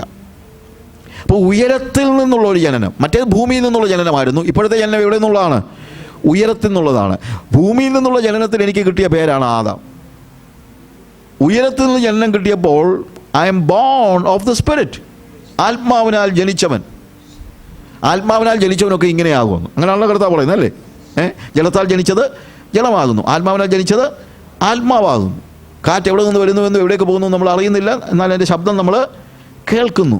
ഒരു സ്വാഭാവികമായ ഒരു മനുഷ്യന് പുതുജനനത്തെ എക്സ്പ്ലെയിൻ ചെയ്യാനായിട്ട് കഴിയത്തില്ല. പക്ഷേ പുതുജനനം എക്സ്പീരിയൻസ് ചെയ്യാൻ പറ്റും. എക്സ്പ്ലെയിൻ ചെയ്യാൻ പറ്റിയില്ലെങ്കിലും എക്സ്പീരിയൻസ് ചെയ്യാൻ പറ്റും. കാറ്റ് എവിടെ നിന്ന് വരുന്നു എവിടേക്ക് പോകുന്നു നമുക്കറിയത്തില്ല, അത് നമ്മൾ കാണുന്നില്ല. കാറ്റ് കാണുന്നില്ലെങ്കിലും കാറ്റ് നമുക്ക് എക്സ്പീരിയൻസ് ചെയ്യാൻ പറ്റും. എന്നതുപോലെ വീണ്ടും ജനിച്ചവൻ്റെ പാടുകളൊന്നും പുറത്തില്ല. ഞാൻ വീണ്ടും ജനിക്കുന്നതിന് മുമ്പ് കറുത്തതായിരുന്നു, വീണ്ടും ജനിച്ചപ്പം വെളുത്തു, അങ്ങനെയൊന്നുമില്ല. വീണ്ടും ജനിക്കുന്നതിന് മുമ്പ് എനിക്ക് 5 അടി ഹൈറ്റായിരുന്നു, വീണ്ടും ജനിച്ചപ്പോൾ 7 അടിയായി, അങ്ങനെയൊന്നുമില്ല. ഡിഫറൻസ് ഒന്നും പുറത്ത് കാണുന്നില്ല. വീണ്ടും ജനിച്ചവൻ്റെ പാടുകളൊന്നും പുറത്ത് കാണാനില്ല. പക്ഷേ അവനോട് ഇടപെടുമ്പോൾ അറിയാം അവൻ വീണ്ടും ജനിച്ചെന്നുള്ളത്. അതാണ് ഞാൻ പറഞ്ഞത്, new birth cannot be explained but it can be experienced. അത് എക്സ്പ്ലെയിൻ ചെയ്യാൻ പറ്റത്തില്ലായിരിക്കും, പക്ഷേ എക്സ്പീരിയൻസ് ചെയ്യാനായിട്ട് പറ്റും. അത് മറ്റുള്ളവർക്കും എക്സ്പീരിയൻസ് ചെയ്യാൻ പറ്റും. അപ്പോൾ എനിക്കൊരു പുതിയ പേര് ലഭിച്ചിരിക്കുന്നു. ആ പുതിയ പേരാണ് പുതിയ പേരാണ് വാസ്തവത്തിൽ എനിക്കുള്ള പുത്രത്വം എന്ന് പറയുന്നത്. So I am a child of God. ആ ചൈൽഡ് ഓഫ് ഗോഡ് ആയതുകൊണ്ട് എനിക്ക് ഇപ്പോൾ ദൈവത്തിൻ്റെ സാമ്രാജ്യം എൻ്റെ സ്വന്തമാണ്, ദൈവരാജ്യം എൻ്റെ സ്വന്തമാണ്, എൻ്റെ വകയായി തീരുകയാണ്. എനിക്ക് I can go to heaven. എന്തുകൊണ്ട് പോകാനായിട്ട് പറ്റുന്നു? അതോറിറ്റിയുടെ ഒരു പ്രത്യേക. അതുകൊണ്ട് അവനെ കൈക്കൊണ്ട് അവൻ്റെ നാമത്തിൽ വിശ്വസിക്കുന്ന ഏവർക്കും ദൈവമക്കളാകുവാൻ അവൻ അധികാരം കൊടുത്തെന്നാണ് എഴുതിയിരിക്കുന്നത്. അധികാരം. അപ്പോൾ ഈ പേര് നമുക്ക് തരുന്നതായ കാര്യങ്ങൾ എന്ന് പറയുന്നത്, ഒന്ന്, ഒരു പേര് നമുക്ക് അധികാരം തരുന്നുണ്ട്. എൻ്റെ ജനനം കൊണ്ട് എനിക്ക് ഒരു അധികാരം, I have the authority as a son to my father. ഞാൻ താമസിക്കുന്ന വീട് 150 വർഷത്തിൽ കൂടുതൽ പഴക്കമുള്ള വീടാണ്. എൻ്റെ ഗ്രേറ്റ് ഗ്രാൻഡ് ഫാദറിൻ്റെ ഫാദർ പണിയിച്ച വീടാണ്. അവിടെ ഞാനിപ്പോൾ താമസിക്കുന്നത്, ഇപ്പോഴും താമസിക്കുന്ന അവിടെ. റിനോവേറ്റ് ചെയ്തിട്ടുണ്ട്, പക്ഷേ എന്നാലും സെയിം ഹൗസ്. ഇപ്പോഴും ആ പഴയ വീടിൻ്റെ ഭാഗങ്ങൾ അതിൻ്റെ കൂട്ടത്തിലുണ്ട്. അപ്പം ഞാൻ പറഞ്ഞത്, ഇതെന്തുകൊണ്ടാണ് എനിക്ക് കിട്ടിയത്? എൻ്റെ ഗ്രേറ്റ് ഗ്രാൻഡ് ഫാദർ അത് എൻ്റെ ഗ്രാൻഡ് ഫാദറിന് കൊടുത്തു. എന്തുകൊണ്ടാണ്? എൻ്റെ ഗ്രാൻഡ് ഫാദർ അദ്ദേഹത്തിൻ്റെ മകനായതുകൊണ്ട്. എൻ്റെ ഗ്രാൻഡ് ഫാദർ അത് എൻ്റെ ഫാദറിന് കൊടുത്തു. Because my father was his son. എൻ്റെ ഫാദർ എനിക്ക് തന്നു. മകനായതുകൊണ്ടാണ് എനിക്ക് എന്ത് കിട്ടിയത്? ഈ അധികാരം ലഭിച്ചത്. ഞങ്ങളുടെ വീട്ടിൽ ഒത്തിരി ജോലിക്കാരൊക്കെ ഉണ്ടായിരുന്ന വീടാണ്. ജോലിക്കാർക്കൊക്കെ അവർക്ക് ചിലപ്പം പിള്ളേർക്ക് പഠിക്കാൻ വിദ്യാഭ്യാസം നമ്മൾ ചിലപ്പം കാര്യങ്ങളൊക്കെ ചെയ്ത് കൊടുത്തുന്നിരിക്കും. അവർക്ക് എന്തെങ്കിലും അസുഖം ഉണ്ടെങ്കിൽ ചിലപ്പോൾ ട്രീറ്റ്മെൻറ്റിനുള്ള പൈസ കൊടുത്തുന്നിരിക്കും. പക്ഷേ വീട് വീതം വെച്ചപ്പം വേലക്കാർക്ക് കൊടുത്തില്ല, ആൾക്ക് തന്നെ തന്നു, മോന് തന്നെ കൊടുത്തു. എന്ന് പറഞ്ഞതുപോലെ ദൈവം ഇപ്പോൾ ആരെങ്കിലും വന്ന് പ്രാർത്ഥിച്ച് കഴിഞ്ഞാൽ, ഒരുത്തിന് പല്ലുവേദനയോ തലവേദനയോ പ്രാർത്ഥിക്കണം എന്ന് പറഞ്ഞു കഴിഞ്ഞാൽ പ്രാർത്ഥിച്ചാൽ ചിലപ്പോൾ അവനൊക്കെ സൗഖ്യമൊക്കെ കിട്ടും. പക്ഷെ സൗഖ്യം കിട്ടിയെന്നും പറഞ്ഞുകൊണ്ട് അങ്ങോട്ട് ചെന്ന് കഴിഞ്ഞാൽ സ്വർഗത്തെ കയറ്റത്തൊന്നുമില്ല. നീയല്ലേ എന്നെ സൗഖ്യമാക്കിയത് എന്നൊന്നും പറഞ്ഞിട്ട് കാര്യമൊന്നുമില്ല. അവിടെ കയറണമെങ്കിൽ മകനാണെങ്കിൽ മാത്രമേ അങ്ങോട്ട് കയറാൻ പറ്റുള്ളൂ. ആ പുത്രാധികാരം നമുക്ക് ലഭിക്കുന്നത് ബൈ ബർത്ത. ജനിക്കുകയല്ലാതെ വേറെ ഒരു മാർഗവുമില്ല. വേറെ ഒരു മാർഗവുമില്ല. ജനിക്കാതെ എന്താകാൻ പറ്റില്ല? പുത്രനാകുവാൻ കഴിയത്തില്ല. എന്നതുപോലെ ദൈവ മകനാകണമെങ്കിൽ ഞാൻ എന്ത് ചെയ്യണം? ദൈവത്തിൽ നിന്ന് ജനിക്കണം. സോ ആ ഒരു സ്പിരിച്വൽ റിയാലിറ്റി എക്സ്പീരിയൻസ് ചെയ്യണം. ഇത് നമ്മൾ കുഞ്ഞുങ്ങളെയും പറഞ്ഞ് മനസ്സിലാക്കണം. അല്ലാതെ വീണ്ടും ജനിച്ചവൻ്റെ വീട്ടിൽ ജനിച്ചതുകൊണ്ട് ഒരു ഗുണം ഉണ്ടാകുമെന്ന് നിങ്ങൾ ചിന്തിക്കരുത്. ദൈവത്തിൽ നിന്ന് ജനിച്ചാലേ പറ്റുള്ളൂ. നമ്മൾ സാധാരണ പറയാറുണ്ടല്ലോ, ദൈവത്തിന് മക്കളെ ഉള്ളൂ, കൊച്ചുമക്കളില്ലെന്ന്. ദൈവത്തിന് ആരേ ഉള്ളൂ? മക്കളെ ഉള്ളൂ. എൻ്റെ മോളോ എൻ്റെ കുഞ്ഞ് ദൈവപൈതലാകണമെങ്കിൽ അവൾ കർത്താവിൽ നിന്ന് ജനിച്ചാലേ പറ്റുള്ളൂ. അല്ലാതെ കർത്താവിൽ നിന്ന് ജനിച്ച സാജുവിൻ്റെ മോളാ ഞാനെന്ന് പറഞ്ഞാൽ അങ്ങോട്ട് കയറി ചെല്ലാൻ പറ്റത്തില്ല. നമ്മുടെ കുഞ്ഞുങ്ങളെല്ലാം വീണ്ടും ജനിക്കേണ്ടതിൻ്റെ ആവശ്യകത അതുകൊണ്ടാണ്. ഞാൻ ഒരിക്കൽ ഗൾഫിലുള്ള ഒരു യൂത്ത് മീറ്റിങ്ങിന് ക്ലാസ് എടുത്തപ്പോഴത്തേക്ക് ബോൺ അഗെയിൻ എക്സ്പീരിയൻസിനെ കുറിച്ചാണ് പറഞ്ഞത്. അങ്ങനെ പറഞ്ഞു കഴിഞ്ഞ് പ്രസംഗമൊക്കെ കഴിഞ്ഞ് പിറ്റേ ദിവസം അവിടുത്തെ സംഘാടകരിലെ ഒരാൾ, യൂത്ത് ക്യാമ്പാണ്, സംഘാടകർ ഒരാളെന്ന് പറഞ്ഞു, ഇപ്പോഴത്തെ എന്തിനാണ് ഇങ്ങനെയുള്ള സബ്ജക്ട്സൊക്കെ ഇവിടെ പഠിപ്പിക്കുന്നത്? ഞാൻ പറഞ്ഞു, പിന്നെ എന്താ പഠിപ്പിക്കണ്ടേ? അല്ല, ഈ ബോൺ അഗെയിൻ എക്സ്പീരിയൻസ് അത് നമ്മളിവിടെ പഠിപ്പിക്കേണ്ട വലിയ കാര്യമൊന്നുമില്ല, ഇതെല്ലാം വിശ്വാസികളാണ്, നമ്മുടെ കുഞ്ഞുങ്ങളല്ലേ. നമ്മൾ നമ്മുടെ കുഞ്ഞുങ്ങളായതുകൊണ്ട് എന്താ വീണ്ടും ജനിക്കണ്ടായോ? ഞങ്ങളുടെ കുഞ്ഞുങ്ങളൊക്കെ നല്ല കുഞ്ഞുങ്ങളാണ്. ഞാൻ പറഞ്ഞു, നല്ല കുഞ്ഞുങ്ങളാണോ ഇല്ലയോ എന്നുള്ളത് ഞാൻ പറയുന്നില്ല. അത്ര നല്ല അത് ഞാൻ പറഞ്ഞില്ല. പക്ഷേ നല്ല കുഞ്ഞുങ്ങളാണോ ഇല്ലയോ എന്നുള്ളത് സാക്ഷ്യം പറയേണ്ടത് ഇവരല്ല, അപ്പനും അമ്മയും അല്ല പറയേണ്ടത്, ആണോ? വല്ലവരോ പറയണ്ടേ? എന്നിട്ട് ഞാൻ പറഞ്ഞു, നല്ല കുഞ്ഞുങ്ങളാണെങ്കിൽ തന്നെ വീണ്ടും ജനിക്കണ്ടായോ? നമ്മുടെയൊക്കെ പ്രശ്നം എന്നറിയാമോ? നമ്മുടെയൊക്കെ ചിന്ത, നമ്മുടെ വീട്ടിൽ ഇത്രയും നമ്മൾ പാട്ടും പ്രാർത്ഥനയും എല്ലാം ഉള്ള വീടല്ലേ, ഇങ്ങനെ ഈ കുഞ്ഞുങ്ങൾ. പക്ഷേ അതുകൊണ്ടൊന്നും അങ്ങോട്ട് ചെന്നാൽ സ്വർഗത്തിലോട്ട് കയറാൻ പറ്റില്ല. സ്വർഗത്തിൽ കയറണമെങ്കിൽ എന്ത് വേണം? വീണ്ടും ജനിക്കണം. അത് നമ്മുടെ കുഞ്ഞുങ്ങളും വീണ്ടും ജനിക്കണം. നിങ്ങൾ വീണ്ടും ജനിച്ചാൽ മാത്രം പോരാ, നിങ്ങളുടെ കുഞ്ഞുങ്ങളും യേശുക്രിസ്തുവുമായിട്ടുള്ള വ്യക്തിപരമായ ഒരു എൻകൗണ്ടറിലൂടെ കർത്താവിനെ ഉള്ളിലേക്ക് പ്രവേശിപ്പിക്കണം. അതുകൊണ്ട് എല്ലാ മാതാപിതാക്കളും ഏറ്റവും ചെറിയ പ്രായം മുതൽ കുഞ്ഞുങ്ങൾക്ക് വേണ്ടി, അവർ വീണ്ടും ജനിക്കുന്നതിന് വേണ്ടി, ഒരു ബോൺ അഗെയിൻ എക്സ്പീരിയൻസിന് വേണ്ടി പ്രാർത്ഥിക്കുകയും അതവരെ പറഞ്ഞ് മനസ്സിലാക്കുകയും ചെയ്യണം. അവരെ പറഞ്ഞ് മനസ്സിലാക്കണം. തീരെ ചെറിയ പ്രായം മുതൽ അത് പഠിപ്പിക്കണം. ഞാൻ ആഫ്രിക്കയിൽ പൊതുവെ പഠിപ്പിക്കുമ്പോഴത്തേക്ക് ഒരു 3-4 പില്ലർ എൻ്റെ മനസ്സിലുണ്ട്. ഒന്ന്, അവർക്ക് ദൈവവചനം, ഞാൻ ആദ്യ ദിവസം പറഞ്ഞതുപോലെ ദൈവവചനം അവരുടെ കയ്യിലില്ല. അപ്പോൾ അതുകൊണ്ട് I am trying to give them Bible. Maximum എല്ലാവരുടെ കയ്യിലും ഒരു ബൈബിൾ എത്തിക്കണം എന്നുള്ളതാണ് എൻ്റെ ഒരു പ്രാർത്ഥന. ടാൻസാനിയയിലുള്ള വിശ്വാസികളിലെങ്കിലും ഭവനങ്ങളിലെല്ലാം ഓരോ ബൈബിൾ എത്തിക്കണം. ഞാനതിനു വേണ്ടി പരിശ്രമിച്ചുകൊണ്ടിരിക്കുകയാണ്. ബൈബിൾ എത്തിയാൽ മാത്രം പോരാല്ലോ. ബൈബിൾ എത്തിയാൽ മാത്രം പോരാ, എന്ത് ചെയ്യണം? ഈ ബൈബിൾ ഇവർ വായിക്കുകയും അത് അവരുടെ ജീവിതത്തിൽ പ്രാവർത്തികമാക്കുകയും ചെയ്യണം. അപ്പോൾ Bible, get A Bible, read your Bible and live the Bible. ഇതാണ് ഞാൻ അടുത്ത് പറയുന്നത്. വേദപുസ്തകം ജീവിക്കാനുള്ളതാണ്. അതുകൊണ്ട് ഈ വേദപുസ്തകത്തിനനുസരിച്ച് ഒരു വിശുദ്ധ ജീവിതം ജീവിക്കണം. അതും അവളില്ല. കാര്യം ഒന്നാമത് വേദപുസ്തകം പഠിപ്പിക്കുന്നില്ല അവരെ ആരും. വേദപുസ്തകം മിക്കവരുടെയും കയ്യിലില്ല. വേദപുസ്തകം അറിയാവുന്നവർ എന്ന് പറയുന്ന ഒരു ഗ്രൂപ്പ് ഇല്ല ശരിക്കും. അതുകൊണ്ട് നമ്മൾ കാര്യമായിട്ട് അവർക്ക് വേദപുസ്തകം കൊടുക്കുന്നു, വേദപുസ്തകം പഠിപ്പിക്കുന്നു, വേദപുസ്തകം പ്രകാരം ഉള്ള ഒരു വിശുദ്ധ ജീവിതം ജീവിക്കാൻ അവരെ ഒരുക്കുന്നു. അതിനുവേണ്ടി ഞാൻ അവരെ പഠിപ്പിക്കുന്ന മറ്റൊരു കാര്യമാണ് ഫാമിലി പ്രയർ, കുടുംബ പ്രാർത്ഥന. കാരണം അവിടെ ഒരു ഭവനത്തിലും ഒരു ഞാൻ ഡയറക്റ്റ് ചോദിക്കും, നിങ്ങൾ എത്ര പേരിൽ കുടുംബ പ്രാർത്ഥനയുണ്ട്, എത്ര പേര് ഇത് രാവിലെ വേദപുസ്തകം വായിച്ചു, ഇങ്ങനെയൊക്കെ എപ്പോഴും ചോദിച്ചാലേ പറ്റൂ. കാര്യം അങ്ങനെ അല്ലാതൊന്നും നടക്കത്തില്ല. അതൊക്കെ ചോദിക്കാതിരുന്നില്ല, അതൊക്കെ അവർ ചെയ്തോളുമെന്ന് ചിന്തിച്ചിട്ട് കാര്യമൊന്നുമില്ല. ഡയറക്റ്റായിട്ട് ചോദിക്കുക. ചിലപ്പോൾ അവർക്ക് ഇഷ്ടപ്പെടത്തില്ലായിരിക്കും, ഇഷ്ടപ്പെട്ടാലും ഇഷ്ടപ്പെട്ടില്ലെങ്കിലും. ഞാനിവിടെ വന്ന് ചോദിക്കുന്നതും നിങ്ങൾക്ക് ചിലപ്പോൾ ഇഷ്ടപ്പെടുമല്ലോ എന്ന് എനിക്കറിയത്തില്ല. ഇഷ്ടപ്പെട്ടില്ല, ഇഷ്ടപ്പെടണ്ട. നിങ്ങളുടെ ഇഷ്ടമനുസരിച്ച് കാര്യങ്ങൾ ചെയ്യാമെന്നൊന്നും ഞാൻ കോൺട്രാക്ട് എഴുതി തന്നിട്ടൊന്നുമില്ല. ഉണ്ടോ? നിങ്ങളുടെ ഇഷ്ടമല്ല ഇവിടുത്തെ വിഷയം. എന്താണ്? ദൈവം, ആ ദൈവികതയിൽ നമ്മൾ വളരാൻ. ഞാൻ ഇപ്പോൾ ചെല്ലുന്ന സ്ഥലങ്ങളിൽ അവരിൽ ക്രിസ്തു ഉരുവാകുക എന്ന് പൗലോസ് പറയുന്നതാണല്ലോ, അല്ലേ? ക്രിസ്തു നിങ്ങളിൽ ഉരുവാകുവോളം, അതിനല്ലേ ഇപ്പോൾ ഞാൻ പ്രസവപ്പെടുന്ന എൻ്റെ മക്കളെ. അതാണ് വാസ്തവത്തിൽ കർത്താവ് ഒരു ശുശ്രൂഷകന് കൊടുത്തിരിക്കുന്ന ഉത്തരവാദിത്വം എന്ന് പറയുന്നത്. അതുകൊണ്ടാണ് പിന്നെ ഈ കാര്യങ്ങൾ ചോദിക്കുന്നത്. അല്ലെ നിങ്ങളോട് ദേഷ്യം ഉണ്ടായിട്ടൊന്നുമല്ല. ഞാനവിടെ പറയുന്നത് ഫാമിലി പ്രയർ. ഇവിടെയും നമ്മൾ ഞാൻ ചോദിച്ചോട്ടെ, ഞാൻ കൈവെക്കാൻ അങ്ങ് പറയുന്നില്ല, പറയേണ്ടതാ. എല്ലാ ദിവസവും ഫാമിലി പ്രയറുള്ള എത്ര വീടുണ്ടെന്ന്. കാര്യം ഇതൊക്കെ ഇന്നില്ലാതെ വന്നുകൊണ്ടിരിക്കുക. പണ്ട് അങ്ങനെ ആലോചിക്കാൻ പോലും പറ്റത്തില്ലായിരുന്നു. ഫാമിലി പ്രയർ ഇല്ലാത്തൊരു വീട്, ഒരു വിശ്വാസികളുടെ വീടിനെക്കുറിച്ച് നമുക്ക് ചിന്തിക്കാൻ പോലും കഴിയുമായിരുന്നില്ല. പക്ഷേ ഇന്നിപ്പം ഒരു കാഷ്വലായിട്ട് ആ കാര്യങ്ങളെല്ലാം, പല കാര്യങ്ങൾ, ഈ കള്ളൻ വരുന്നത് മോഷ്ടിപ്പാനും അറിപ്പാനും മുടിപ്പാനുമാണെന്ന് പറഞ്ഞതുപോലെ പിശാച് നമ്മുടെ ജീവിതത്തിലേക്ക് വന്നിരിക്കുന്നത് മോഷ്ടിക്കാനാണ്. എന്തോ മോഷ്ടിക്കാനാണ്? നിങ്ങളുടെ കാശൊന്നും, നിങ്ങളുടെ ശത്രു നിൻ്റെ നന്മ അപഹരിക്കുക, അങ്ങനെയൊന്നും വരത്തൊന്നുമില്ല. അവൻ ചിലരുടെ കൂടുതൽ തന്നെങ്കിലേ ഉള്ളൂ. അല്ല, ശത്രു നിൻ്റെ നന്മയൊന്നും അപഹരിക്കത്തൊന്നുമില്ല. അല്ലെ, അവനറിയാം ഇത് കൂടുതൽ കിട്ടുന്ന തോറും നമ്മൾ അതിൻ്റെ പുറകെ നടന്നോളൂ എന്നുള്ളത് അറിയാം. അതുകൊണ്ട് ശത്രുവിൻ്റെ ഒരു പ്രധാനപ്പെട്ട പരിപാടി നിങ്ങൾക്ക് നന്മ തന്നുകൊണ്ടിരിക്കുക എന്നുള്ളതാണ്.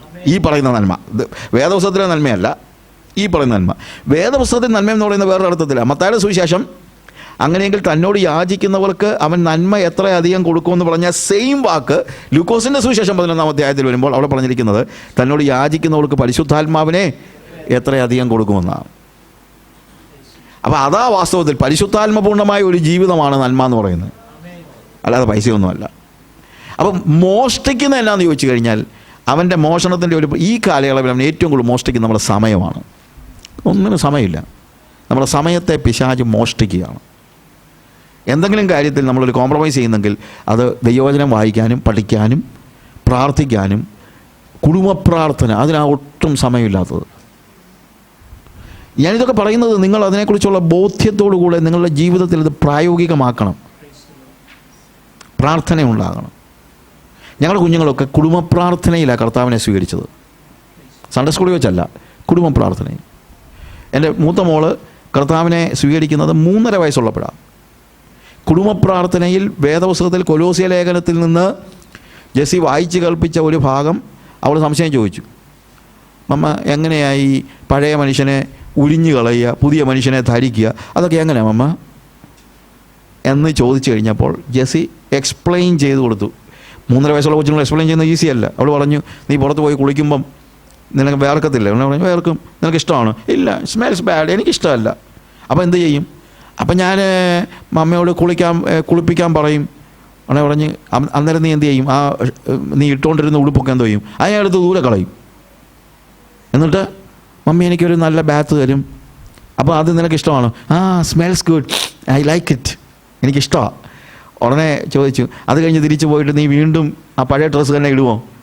ഞാൻ പറഞ്ഞു, ഇല്ലില്ല, ഞാനത് നോക്കത്ത് പോലും ഇല്ല. എന്നിട്ട് മമ്മി എനിക്കൊരു പുതിയ ഡ്രസ്സ് തരും. ജെസ്സി പറഞ്ഞു, ഇതുപോലെ നമ്മൾ ഈ ഭൂമിയിൽ ജീവിക്കുമ്പോൾ നമ്മുടെ ജീവിതത്തിൽ പല പല കാര്യങ്ങൾ ചെയ്ത് we smell bad and what happens. നമ്മൾ കർത്താവിനോട് പറയണം, ഐ നീഡ് എ ബാത്ത്. അപ്പോൾ കർത്താവ് നമുക്കൊരു പുതിയ ഒരു നമ്മളെ ശുദ്ധീകരിക്കും. അപ്പം നമ്മൾ ഇനിയും പിന്നെ പഴയ ഡ്രസ്സ് ഇടാൻ പാടില്ല. പഴയ മനുഷ്യനെ ഉരിഞ്ഞു കളയുക, എന്നിട്ട് പുതിയ മനുഷ്യനെ സ്വീകരിക്കണം. കൊച്ചു കരയാൻ തുടങ്ങി. എൻ്റെ മദർ ജെസ്സിയോട് ഭയങ്കര ചൂട്, നീ കൊച്ചിനെ അടിച്ചോളിയെന്ന് ചോദിച്ചോളൂ. അല്ലെങ്കിൽ കൊച്ചു കരയേണ്ട കാര്യമില്ലല്ലോ. ഇവിടെ കൊച്ച് കരഞ്ഞോണ്ട് വല്യമ്മച്ചിയുടെ അടുത്ത് എന്ന് പറഞ്ഞു, അമ്മച്ചി പറഞ്ഞൊന്നും കേട്ടിട്ടില്ല, ഞാൻ ഒത്തിരി പാപം ചെയ്തു, എന്നോട് ക്ഷമിക്കണമെന്ന്. 3.5 വയസ്സേ ഉള്ളൂ. അങ്ങനെ അന്ന് അവൾ രക്ഷിക്കപ്പെട്ടതാണ്.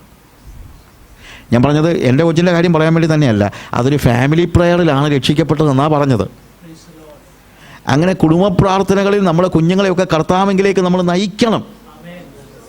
വേദപുസ്തകത്തിൻ്റെ വാക്യങ്ങൾ മാത്രം പറഞ്ഞല്ലല്ലോ, ഞാൻ ഈ പ്രായോഗികമായി പല കാര്യങ്ങൾ ഇന്നലെ നിങ്ങൾക്കറിയാമല്ലോ, ഞാൻ I always trying to say something very practical that will be helpful for your personal spiritual life. നിങ്ങളുടെ വ്യക്തിപരമായ ആത്മീയ ജീവിതത്തിന് ആവശ്യമായ കാര്യങ്ങളായി പറയുന്നതെല്ലാം. അങ്ങനെ കുഞ്ഞുങ്ങളെ തീരെ ചെറിയ പ്രായത്തിൽ തന്നെ കുടുംബ പ്രാർത്ഥനകളിലൂടെ ആ അവസ്ഥ അത് that is very essential. And then I am asking them for evangelism. അതിന് ശേഷമാണ് ഞാൻ ഇവാഞ്ചലിസത്തെക്കുറിച്ച് അവരെ പഠിപ്പിക്കുകയും അവർക്ക് ആവശ്യമായ evangelism tools like tracts and books and booklets, Bibles, ഇതൊക്കെ നമ്മൾ അവർക്ക് പ്രൊവൈഡ് ചെയ്യുക. ഇതാണ് ഞാൻ വാസ്തവത്തിൽ ആഫ്രിക്കയിൽ ചെയ്യുന്ന ഒരു പ്രധാനപ്പെട്ട കാര്യം എന്ന് പറയുന്നത്. പാസ്റ്റേഴ്സിനെ ട്രെയിൻ ചെയ്യുന്നു, സഭകളെ ഉത്സാഹിപ്പിക്കുന്നു സുവിശേഷ വേലയ്ക്ക് വേണ്ടി. പക്ഷേ വിശുദ്ധ ജീവിതത്തിന് വേണ്ടി ആദ്യം ബൈബിൾ ബേസ്ഡ് ആയിട്ടുള്ള ഒരു ലൈഫ്, അതാണ് അവിടെ എപ്പോഴും പറയുന്നത്. അതുകൊണ്ട് ഞാൻ പറഞ്ഞത് വേദപുസ്തകം വായിക്കാനും പഠിക്കാനും, ഈ പറയുന്ന ഭാഗങ്ങളൊക്കെ നിങ്ങൾ വായിച്ച് പഠിക്കുക. അപ്പോൾ when we R born again നമുക്കൊരു പുതിയ പേര് കിട്ടുന്നു. ഈ പുതിയ പേര് നമുക്ക് ഒരു അധികാരമാണ്. It gives you authority. ഈ അതോറിറ്റി നമുക്ക് നൽകുന്നത് ആക്സസ് ആണ്. ആക്സസ്, പ്രവേശനം. നമുക്കൊരു പുതിയ പേര് കിട്ടുന്നതുകൊണ്ടാണ്. നേരത്തെ ഞാൻ ആദാമായിരുന്നു. നമുക്കറിയാമല്ലോ, ദൈവം മനുഷ്യനെ ഏദൻ തോട്ടത്തിന് പുറത്താക്കി അവിടെ കാവൽക്കാരായിട്ട് അവൻ കെരൂബുകളെ അവൻ അവിടെ നിർത്തിയിരിക്കുകയാണ്. അപ്പം അവർ ഊരിപ്പിടിച്ച വാളുമായിട്ടാണ് പറഞ്ഞിരിക്കുന്നത്, അല്ലേ? ഊരിപ്പിടിച്ച വാളുമായിട്ട് ഇങ്ങനെ നിൽക്കുകയാണ്. ആരും വന്നു കഴിഞ്ഞാൽ കയറ്റാൻ പാടില്ല. അപ്പം ഞാനെന്നാ ഒന്ന് കയറിയേക്കാം. അപ്പോൾ ആദാമിനെ കയറ്റാതിരിക്കാനാ ശരിക്കും അവരെ ആക്കിയത്, ഇല്ലേ? അപ്പോൾ ഞാൻ പറഞ്ഞു, ഞാൻ ആദാമല്ലല്ലോ, ഞാൻ സാജുവാണല്ലോ എന്ന് വെച്ചുകൊണ്ട് ഞാൻ അങ്ങോട്ട് ചെന്നപ്പോഴത്തേക്ക് ദൂരെ നിന്ന് ഇവർ രണ്ടുപേരും കൂടെ വർത്തമാനം പറയും. ഞാൻ ഭാവനയിൽ കാണുകയാണ്. ഈ പഴയ ജേർണലിസം കിടക്കുന്നുണ്ട് മിക്കവാറും ഇതിങ്ങനെ ഈ ഭാവനയിൽ ചില വേദോസം വായിക്കുമ്പോഴെല്ലാം ഞാനത് ഭാവനയിൽ കാണാറുണ്ട്. അപ്പോൾ ഇവർ രണ്ടുപേരും കൂടെ അങ്ങോട്ടും ഇങ്ങോട്ടും പറഞ്ഞു, എടാ ആരാണ്ട് വരുന്നുണ്ട്, ആരാന്ന് നോക്കാം. നോക്കിയപ്പോഴത്തേക്ക് ആരാ വരുന്നത്? കുറച്ച് കഴിഞ്ഞപ്പോൾ അവർ പറഞ്ഞു, ദേ വാളെടുത്തോ, അവനെ എങ്ങോട്ട് കയറ്റരുത്. ഉടനെ പറഞ്ഞു, ആദാം പോ പുറത്ത്. ഉടനെ ഞാൻ പറഞ്ഞു, ഞാൻ ആദാമല്ല, ഞാൻ സാജുവാ. No, you are Mr Adam. നിൻ്റെ സർനെയിം എന്താ? ആദാമെന്നാ. ജനനത്താൽ എനിക്ക് കിട്ടിയ സർനെയിം എന്താണ്? ആദാം. എനിക്ക് അങ്ങോട്ട് കയറാൻ പറ്റത്തില്ല. എന്നാൽ കുറച്ച് കഴിഞ്ഞപ്പോൾ ഞാൻ വീണ്ടും ജനിച്ചു കഴിഞ്ഞപ്പോൾ ഞാൻ വീണ്ടും പ്രവേശിക്കാൻ നോക്കുകയാണ്. പ്രവേശിക്കാനായിട്ട് ഞാനിങ്ങോട്ട് വന്നു കഴിയുമ്പോഴത്തേക്ക് അവർ പറഞ്ഞു, എടാ പഴയ പാർട്ടി വന്നിട്ടുണ്ട്, നമുക്ക് വാളെടുക്ക്. അവർ പറഞ്ഞു, ആദാമാണോ വരുന്നത്? ഒന്നുകൂടെ സൂക്ഷിച്ച് നോക്കിയിട്ട് പറഞ്ഞു, അയ്യോടാ അല്ല, ആദാമല്ല വരുന്നത്. ഇപ്പോഴാരാ വരുന്നത്? ജീസസ്. യേശുവിൽ മറഞ്ഞിരിക്കുകയാണ് ഞാൻ, ഇല്ലേ? അപ്പം അമ്മമാർ കയ്യിലുണ്ടായിരുന്ന വാള് ഉറയിലേക്ക് തിരിച്ചിടുകയാണ്. Put the sword back to the sheath. എന്താണ്? എനിക്ക് പ്രവേശനം ലഭിച്ചിരിക്കുന്നു. അതുകൊണ്ടാണ് റോമാലേഖനം 5-ാം അധ്യായത്തിൽ പറയുന്നത്, വിശ്വാസത്താൽ നീതീകരിക്കപ്പെട്ടിട്ട് നമുക്കിപ്പോൾ ദൈവത്തോട് സമാധാനമുണ്ട്. അവൻ മുഖാന്തരം നാം നിൽക്കുന്ന ഈ കൃപയിലേക്ക് അവൻ മുഖാന്തരം നമുക്ക് പ്രവേശനവും ലഭിച്ചിരിക്കുന്നു. ആക്സസ് കിട്ടിയിരിക്കുന്നു. കാര്യം ഈ ഫാമിലി നെയിമാണ് ആക്സസ്. എൻ്റെ വീട്ടിലേക്ക് എനിക്ക് പ്രവേശിക്കാൻ ഞാൻ പ്രത്യേകിച്ച് അനുവാദമൊന്നും വാങ്ങിക്കേണ്ട കാര്യമൊന്നുമില്ല. Because it is my home. എനിക്ക് മാത്രമല്ല, എൻ്റെ പേര് വഹിക്കുന്ന എൻ്റെ ഭാര്യയ്ക്കും എൻ്റെ മക്കൾക്കും എല്ലാം, എൻ്റെ മക്കൾക്ക് എൻ്റെ വീട്ടിലേക്ക് കയറാൻ പ്രത്യേകിച്ച് ആപ്ലിക്കേഷൻ എഴുതി തരേണ്ട കാര്യം വല്ലതും ഉണ്ടോ? ഇല്ല. എന്തുകൊണ്ടാണ്? ബിക്കോസ് അവരുടെ എല്ലാം പേരിൻ്റെ കൂട്ടത്തിൽ സാജുണ്ട് എന്നതുപോലെ വീണ്ടും ജനിച്ച ഒരു വ്യക്തിയുടെ പേരിൻ്റെ സർണയുമായിട്ട് ജീസസ് കൊടുത്തിരിക്കുന്നത് കൊണ്ട് നമുക്ക് സ്വർഗത്തിലേക്ക് പ്രവേശനമുണ്ട് എന്ന് നമ്മൾ മനസ്സിലാക്കണം. എഫേസ്യ ലേഖനം 2-ാം അധ്യായത്തിൽ 18-ാം വാക്യത്തിൽ പിതാവിങ്കലേക്ക് നമുക്ക് പ്രവേശനമുണ്ട്. എബ്രായ ലേഖനം 4-ാം അധ്യായത്തിൻ്റെ 16-ാം വാക്യത്തിൽ ഹോളി ഓഫ് ഹോളീസിലേക്ക് നമുക്ക് പ്രവേശനമുണ്ട്.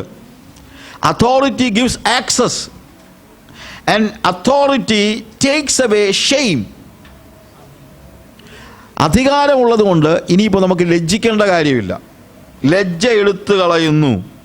ഞാൻ അങ്ങോട്ട് കയറുമ്പോഴത്തേക്ക് എന്നോട് ആരും ചോദ്യം ചെയ്യാനില്ല. ഇപ്പോൾ ധൂർത്തപുത്രൻ പേടിച്ചാണ് അവൻ്റെ അപ്പൻ്റെ ഭവനത്തിലേക്ക് മടങ്ങി വരുമ്പോൾ അവൻ പറയുന്നത്, father, I have sinned against you and heavens, I am no more worthy to be called as your son, make me as a servant of yours. ഇത് കാണാതെ പഠിച്ചുള്ള അവൻ വന്നത്. പക്ഷേ പിതാവ് അവനെ വന്ന് എന്ത് ചെയ്യാണ്? കെട്ടിപ്പിടിച്ചു കഴിഞ്ഞപ്പോഴത്തേക്കും അവൻ പറഞ്ഞു, father, I have sinned against you and heavens, I am no more worthy to be called as your son. നിൻ്റെ മകനെന്ന് വിളിക്കപ്പെടുവാൻ ഞാൻ യോഗ്യനല്ല. നിങ്ങൾ ശ്രദ്ധിച്ചാലറിയാം, നിൻ്റെ കൂലിക്കാരിൽ ഒരുത്തിനെ പോലെ ആക്കണമെന്ന് അവിടെ പറയുന്നില്ല അവൻ. ഇത് പറയണമെന്ന് പറഞ്ഞുകൊണ്ടൊക്കെയാണ് വന്നത്. I will go to my father, I will tell my father that I have sinned against you and heavens, and I am no more worthy to be called as your son, make me like your servant എന്നൊക്കെ പറഞ്ഞു വന്നതാണ്. പക്ഷേ അപ്പൻ്റെ കെട്ടിപ്പിടുത്തത്തിൽ അവന് മനസ്സിലായി, അയ്യോ, ഇനി ദാസനായി പോകേണ്ട കാര്യമൊന്നും ഇല്ല എന്ന് മനസ്സിലായി. കെട്ടിപ്പിടിച്ച് കഴിഞ്ഞിട്ട് അവന് പുതിയ വസ്ത്രം കൊടുത്തു, അവനെ കുളിപ്പിച്ചു, പുതിയ വസ്ത്രം കൊടുത്തു, ചെരുപ്പ് കൊടുത്തു, മോതിരം കൊടുത്തു. ഞാൻ പറഞ്ഞല്ലോ, മോതിരം കൊടുത്തു കഴിഞ്ഞാൽ ആ മോതിരമില്ല. ഒരുപക്ഷെ ഇവന് ഇന്നലെ വരെ പാത്തും പതുങ്ങിയൊക്കെ ആയിരിക്കും വേണമെങ്കിൽ ഇങ്ങോട്ട് കയറി വരാനായിട്ട് നോക്കുന്നത്, ലജ്ജ.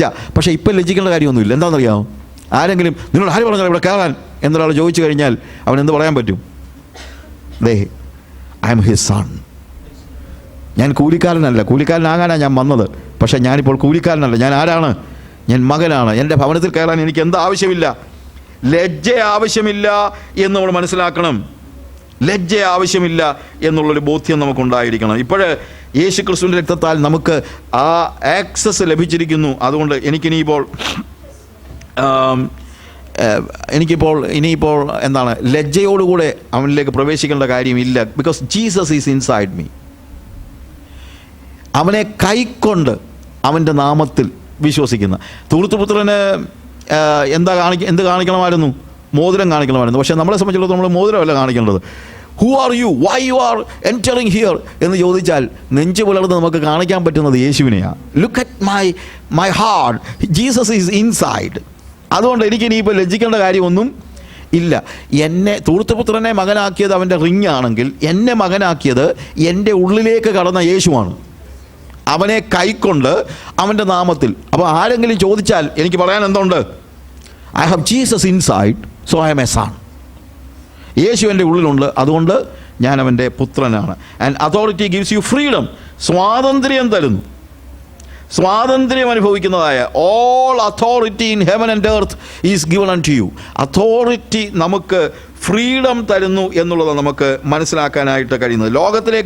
ലോകത്തിലേക്ക് ചെല്ലുമ്പോൾ നമുക്ക് ലോകത്തിലുള്ളവരോട് ഈ ആത്മീയ കാര്യങ്ങൾ പറയുവാനുള്ള അധികാരം ആര് തന്നിട്ടുണ്ട്? കർത്താവ് തന്നിട്ടുണ്ട്. സുവിശേഷം പറയാനുള്ള അധികാരം. നിനക്കത് പറയാനുള്ള കാര്യം എന്താണ് എന്ന് ചോദിച്ചു കഴിഞ്ഞാൽ, because Jesus is inside me, he has given me authority. എല്ലാ രീതിയിലുള്ള സ്വാതന്ത്ര്യവും എനിക്ക് തന്നിരിക്കുന്നു.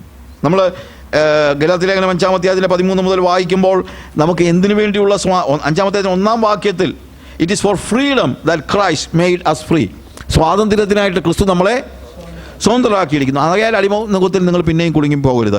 എന്തിൽ നിന്നുള്ള സ്വാതന്ത്ര്യമാണ് താഴോട്ടുള്ള വാക്യങ്ങൾ വായിക്കുന്നുണ്ട്. ഞാൻ സമയമില്ലാത്തതുകൊണ്ട് ആ സമയത്തിലേക്ക് പോകുന്നില്ല.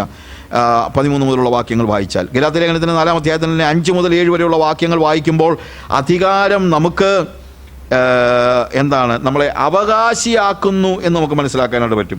അധികാരം നമുക്ക് അവകാശം കൂടെ തരികയാണ്. ഗലാത്യ ലേഖനം അതിൻ്റെ 4-ാം അധ്യായത്തിൽ 5 മുതലുള്ള വാക്യങ്ങൾ വായിക്കുമ്പോൾ അവൻ ന്യായപ്രമാണത്തിന് കീഴുള്ളവരെ വിലയ്ക്ക് വാങ്ങിയിട്ട് നാം പുത്രത്വം പ്രാപിക്കേണ്ടതിന് തന്നെ നിങ്ങൾ മക്കളാകൊണ്ട് അബ്ബാ പിതാവേ എന്ന് വിളിക്കുന്ന സ്വപുത്രൻ്റെ ആത്മാവിനെ ദൈവം നമ്മുടെ ഹൃദയങ്ങളിൽ അയച്ചു. അങ്ങനെ നീ ഇനി ദാസനല്ല പുത്രനല്ലേ, പുത്രനെങ്കിൽ അല്ലോ, പുത്രനാണെങ്കിൽ ദൈവഹിതത്താൽ അവകാശിയുമാണ്. എൻ്റെ പിതാവിൻ്റെ ഭവനത്തിൽ എനിക്ക് അവകാശമുണ്ട്. അവകാശം എന്താണ് അവകാശം? നമ്മൾ റോമാലേഖനത്തിൽ ഇന്നലെ നമ്മൾ വായിച്ച വേദഭാഗത്ത് നമ്മളത് കാണുന്നുണ്ട്. സമയ പരിമിതി ഉണ്ട്. അതിൻ്റെ 8-ാം അധ്യായത്തിൽ 15 മുതലുള്ള വാക്യങ്ങൾ വായിക്കുമ്പോൾ നമ്മളവിടെ കാണുന്നത് 8-ാം അധ്യായത്തിൻ്റെ 15-ാമത് നിങ്ങൾ പിന്നെയും ഭയപ്പെടേണ്ടത് ദാസ്യത്തിൻ്റെ ആത്മാവിനെ അല്ല, നാം അബ്ബാ പിതാവേ എന്ന് വിളിക്കുന്ന പുത്രത്തിൻ്റെ ആത്മാവിനെ അത്ര പ്രാപിച്ചത്. നാം ദൈവത്തിൻ്റെ മക്കളെന്ന് ആത്മാവ് താനും നമ്മുടെ ആത്മാവോട് സാക്ഷ്യം പറയുന്നു. നാം മക്കളെങ്കിലും അവകാശികളുമാകുന്നു, ദൈവത്തിൻ്റെ അവകാശികളും ക്രിസ്തുവിന് കൂട്ടവകാശികളും തന്നെ. നാം അവനോടുകൂടെ തേജസ്കരിക്കപ്പെടേണ്ടതിന് അവനോടുകൂടെ കഷ്ടമനുഭവിച്ചാൽ അത്രേ. അവിടുത്തെ സ്വർഗത്തിലെ ഏറ്റവും വലിയ അവകാശമെന്ന് പറയുന്നത് തേജസ്സിൻ്റെ അവകാശമാണ്. അല്ലാതെ സ്വർഗത്തിൽ നമ്മൾ ചെല്ലുമ്പം കിട്ടുന്ന കിരീടവും മറ്റും അല്ല വലിയ കാര്യം. കിരീടമൊക്കെ കിട്ടും, അതൊക്കെ ശരിയാണ്, ഇല്ലെന്നൊന്നും പറയുന്നില്ല. നമ്മൾ റെവലേഷൻ ചാപ്റ്റർ 5 വായിക്കുമ്പോഴത്തേക്ക് മൂപ്പന്മാരുടെ തലയിൽ എന്തുണ്ട്? പൊൻകിരീടം ഉണ്ട്. പക്ഷേ എന്നേക്കും ജീവിക്കുന്നവനെ കണ്ടു കഴിഞ്ഞപ്പോഴത്തേക്ക് ഇവനെന്ത് ചെയ്തു? ആ സിംഹാസനത്തിൽ നിന്ന് താഴെ വീണു കിരീടത്തെ അവൻ്റെ മുമ്പിൽ ഇട്ടു. അപ്പം എന്നേക്കും ജീവിക്കുന്ന കർത്താവ് അറുക്കപ്പെട്ട കുഞ്ഞാട് അതിലെ വരുമ്പോഴും നമ്മൾ ആ സിംഹാസനത്തിൽ തന്നെ അങ്ങ് കയറി ഇരിക്കുകയാണെങ്കിൽ ചിലർക്ക് അവിടെ ചെല്ലുമ്പം സ്വർണ്ണം കിട്ടും, മറ്റേ കിട്ടും, അങ്ങനെയുള്ള അതൊക്കെയാണ് അവരുടെ വിഷയം എന്ന് പറയുന്നത്, ഇല്ലേ?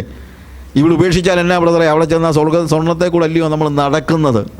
വഴി മുഴുവൻ സ്വർണ്ണമാണ്, അറിയാമോ? ഞാനപ്പോൾ ആലോചിക്കും, ഇവിടെ ഉപേക്ഷിച്ചോ ഇത്? ഹൃദയത്തിൽ നിന്ന് ഇതുവരെ ഈ ഉപേക്ഷണം നടന്നിട്ടില്ല. കഴുത്തേന്നും കാതേന്നും പോയെന്നുള്ളതേ ഉള്ളൂ. പക്ഷേ ഹൃദയത്തിൽ ഇപ്പോഴും കിടക്കുന്നത് എന്താണ്?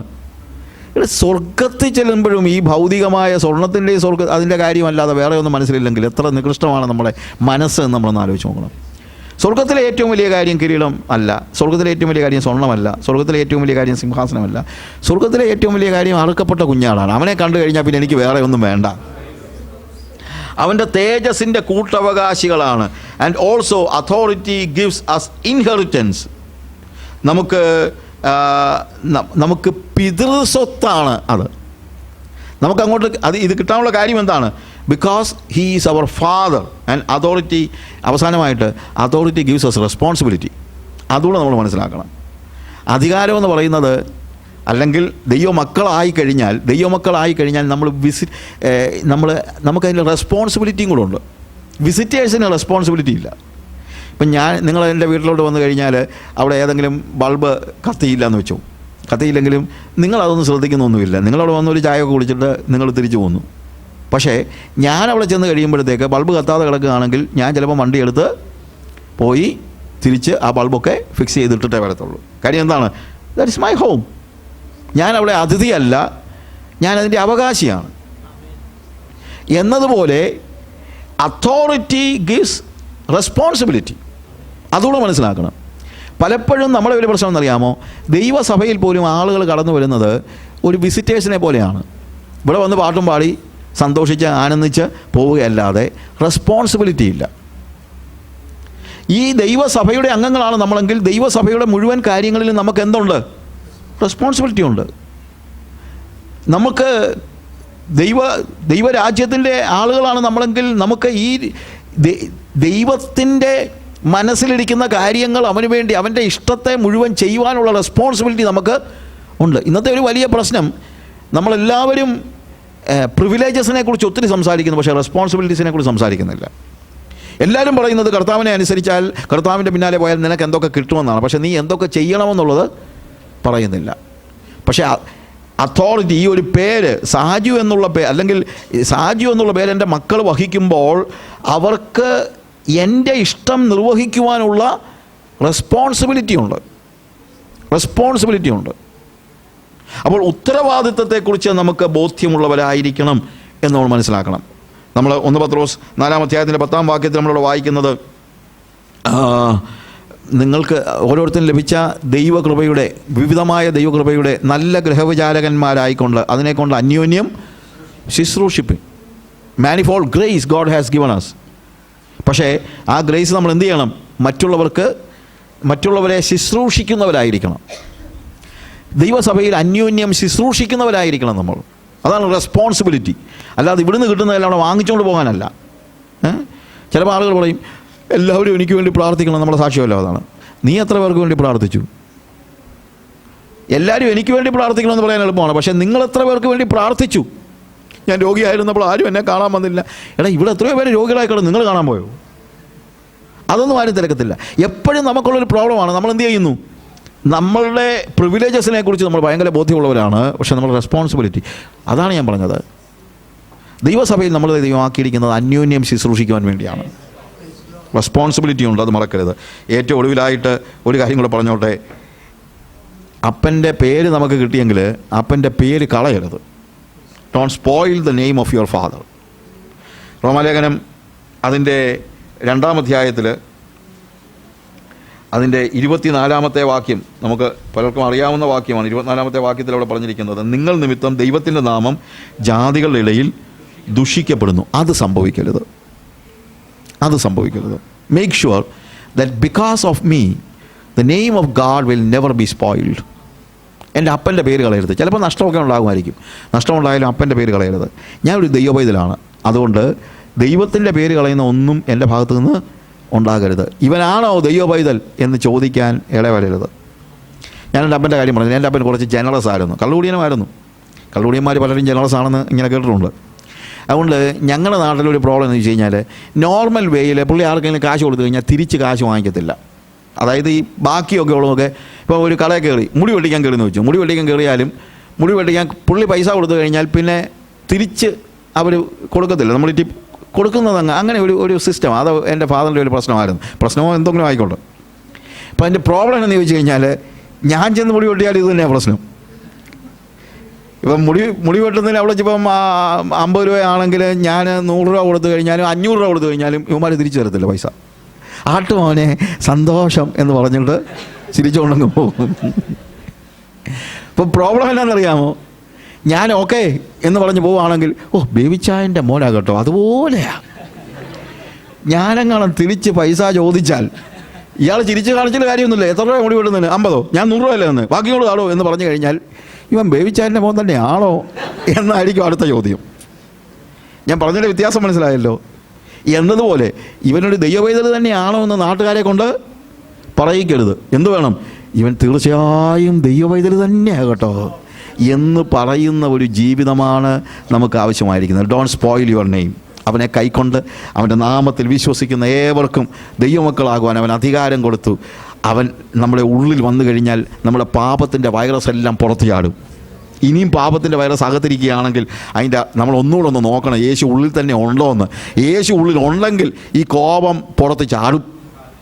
യേശു ഉള്ളിൽ ഉണ്ടെങ്കിൽ, അതായത് എനിക്ക് പാരമ്പര്യമായിട്ട് കിട്ടിയതാണെന്നൊന്നും പറയത്തൊന്നുമില്ല. അങ്ങനെ പാരമ്പര്യമായിട്ട് കിട്ടിയതിനെ എല്ലാം കളയാൻ ആ കർത്താവ് ഇങ്ങോട്ട് വന്നത്. ഹല്ലേലൂയ.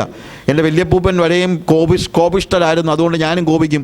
നീ വീണ്ടും ജനിക്കപ്പെട്ടിട്ടില്ലെന്നുള്ള അതിൻ്റെ അടുത്ത്. ഇപ്പോഴും നീ ആദാമ്യ സന്തതി ആയതുകൊണ്ടാണ് വല്യപ്പൻ്റെ കോപം എനിക്കുണ്ടെന്ന് അഭിമാനത്തോടെ പറയുന്നത്.